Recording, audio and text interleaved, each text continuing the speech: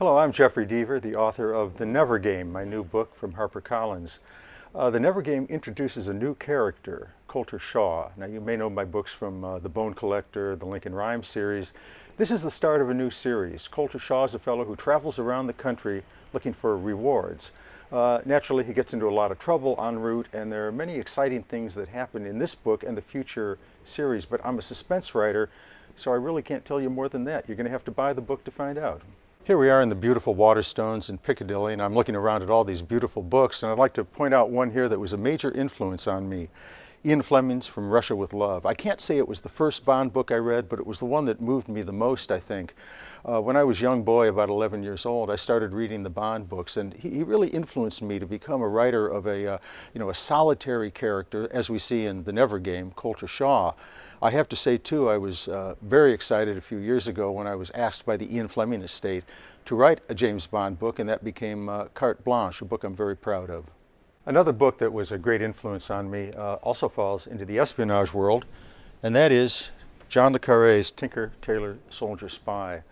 With James Bond, we had a hero on one side. He's kind of an action adventure hero, fast with the gun, debonair with the ladies, a fast car at in his garage.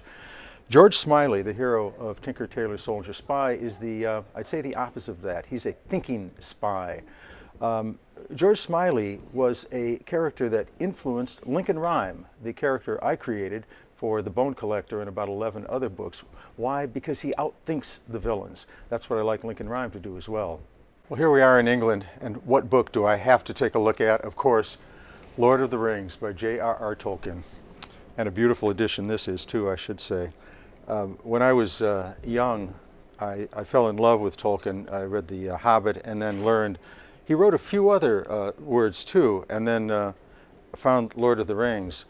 I fell into the magical world Tolkien created, probably like the folks nowadays do with Harry Potter, which I also love, but Tolkien was there first for me.